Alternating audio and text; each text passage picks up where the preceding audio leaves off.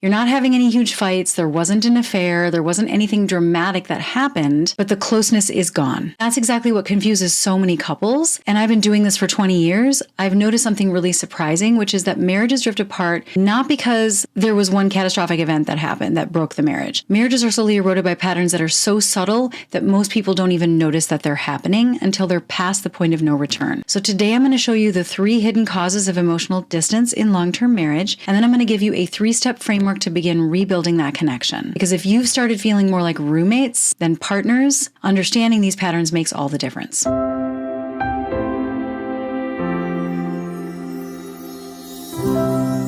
So let's start with the first pattern that causes emotional distance. Most emotional distance begins with what therapists call the pursue-withdraw cycle. So this is where one person reaches for the other and then the other pulls away. It's not because they don't care, but the person that reaches out feels rejected and the person pulling away ends up feeling pressured. And neither person really understands what's happening. So one spouse will say, I'm feeling really disconnected, or I haven't seen you in a while. Can we talk? Let's spend some time together. And then the other spouse says, hey, can we do this later? I really just need some time to myself right now. I'm not feeling so great.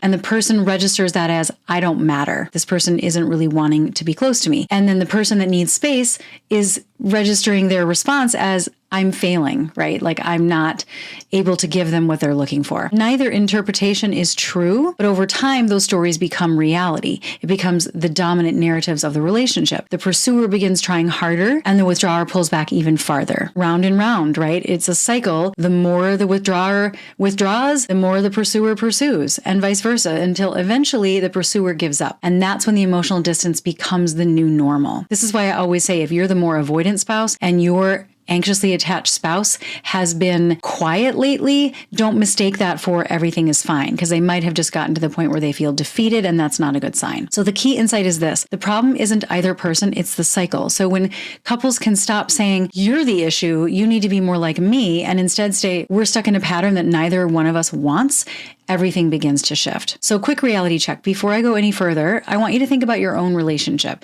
Not last year, not when things were good, but right now. When was the last time that you and your spouse had a conversation that wasn't about logistics, not about the kids, not about work, the bills, schedules, all of the boring, mundane stuff of life? A conversation where you actually felt genuinely seen and understood and emotionally connected. If that question is hard to answer, don't panic. In fact, that's exactly why I'm making this video, because emotional distance rarely happens overnight. It builds slowly through patterns that most people don't realize, and most couples do have blind spots. And what I'm about to share with you next is the pattern that I see creating more emotional distance than almost anything else. The second hidden cause of emotional distance is unresolved resentment. Most marriages that reach the point of no return get there from hundreds of small hurts that never get repaired. It's not just in the big things, it's in the accumulation of these tiny things, the forgotten birthday, the hurts that didn't get addressed really, the conversations that ended with fine, whatever, and you just, think that it's over because you're not talking about it anymore, but it's still in you. Most couples convince themselves that they're moving on, but they're really just sweeping things under the rug. And every unresolved hurt becomes another reason to stay guarded. And then what happens is that eventually couples stop even trying. They stop sharing. They stop turning towards each other.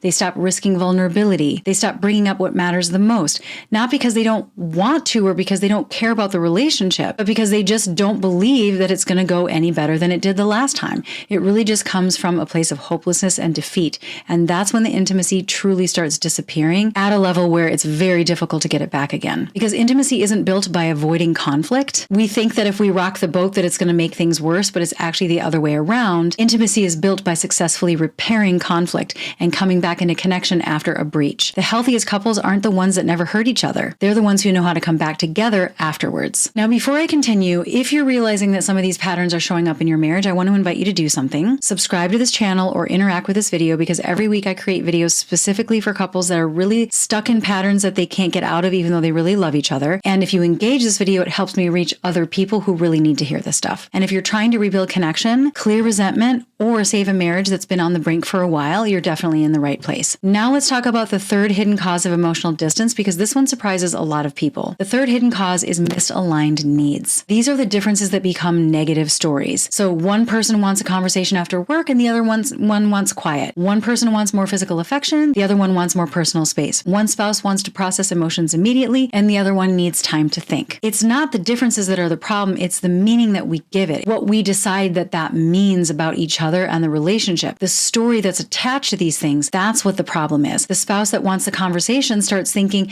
they don't really care about me on my day. And the spouse that needs space starts to think, I can't give them what they need. They don't really want who I am because who I am isn't enough. I'm never enough, right? There's negative narratives on both sides. Now, what was simply a difference becomes evidence that the marriage is broken. But I promise you, usually neither story is true. One person isn't rejecting, one person isn't demanding, they're just wired differently. And when couples can learn to separate their needs from the meaning that they're assigning to these differences in threshold, that's when they can start finally solving the problem. This is everything. Now, here's something that a lot of couples get wrong. Once they recognize these patterns, they immediately start looking for better communication tools. Like, okay, let's talk about this more. That's how we're going to resolve these differences in threshold.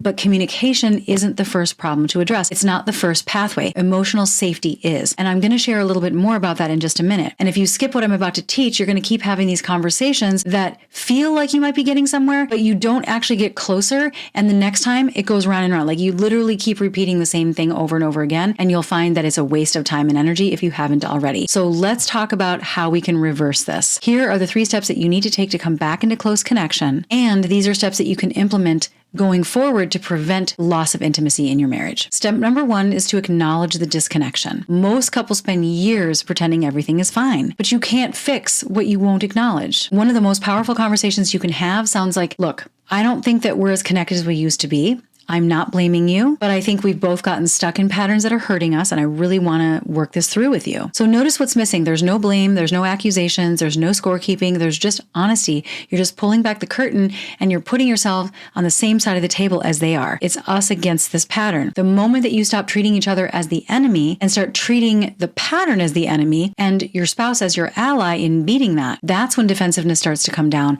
and that's when you can make progress. Step number 2 is to actively rebuild emotional safety. Now, most people think that connection comes from date nights, vacations, lengthy conversations, grand romantic gestures. Now, those can help. Like, I'm not saying that those are bad things, and a lot of really great connection can come in those contexts. But emotional safety is actually built through small moments that are repeated consistently. A 6-second hug, asking a meaningful question and actually listening, checking in at the end of the day. The brain doesn't rebuild trust through intensity. It rebuilds trust through consistency. Consistency of accessibility, consistency of responsiveness, consistency of knowing I'm safe with my spouse, my feelings matter, and if I turn towards them in distress, they're going to be there for me. That's what emotional intimacy really is, and you can do this at home. You don't need to go on a date for this. You want to get to the point where every small moment communicates, I'm here, I see you, and you matter. That's what needs to be guiding your communication if you really want to restore emotional safety. Now, step 3 is repair instead of avoidance. This is really important because a really big reason why there's emotional distance in a relationship is because there's unresolved resentments. There have been a lot of things that haven't been repaired yet, or you think you repaired them, but they're still informing your perceptual filter of each other. Every marriage does accumulate hurts. The question isn't whether hurt is going to happen, whether it should happen, or whether it's going to happen in the future. The question is, what do you do with it when it does occur?